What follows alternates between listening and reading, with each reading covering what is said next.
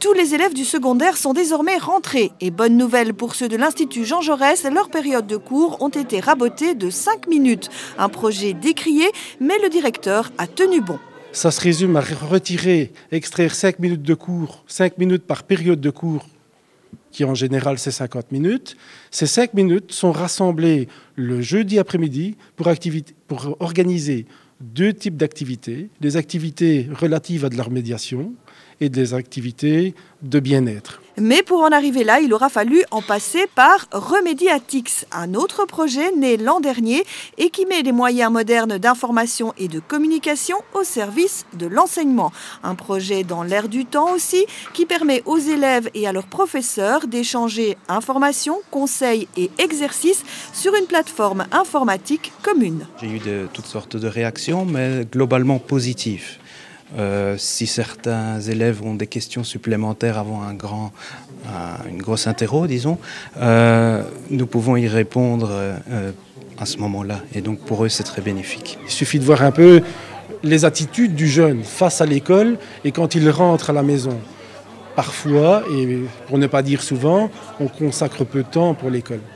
En variant aussi les techniques d'approche, comme les technologies de l'information et de la communication, mais à partir de chez eux, ils peuvent se connecter sur une plateforme, faire des exercices.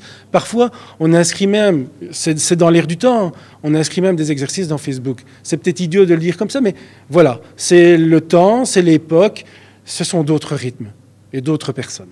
Mais attention, il ne faut pas confondre rattrapage et remédiation. À l'Institut Jean Jaurès, la remédiation commence dès la première année, dès l'arrivée de chaque nouvel élève dans l'établissement. C'est vraiment s'investir à rechercher les difficultés, où sont les difficultés et comment faire en sorte d'y remédier. Alors pour ça, on a déjà mis en place toute une batterie de tests pour essayer de déceler à quel profil on a affaire.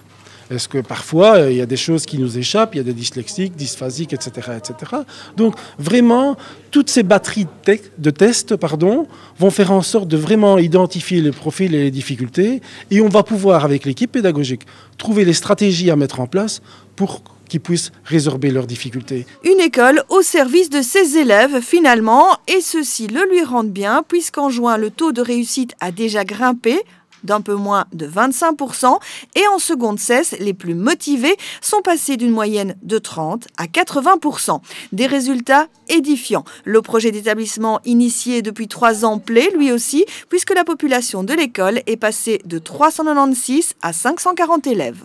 L'établissement a vécu il y a 4-5 ans des moments difficiles et donc il a fallu, comme je disais tout à l'heure, serrer la vis, se défaire de certains élèves et puis maintenant quand on entre ici à Jean Jaurès, on sait qu'il y a une discipline et effectivement les projets sont arrivés, des projets d'intégration, d'inclusion de personnes extraordinaires, des projets de remédiation et donc un tas de projets qui sont arrivés et finalement de bouche à oreille, l'école a pris une certaine réputation.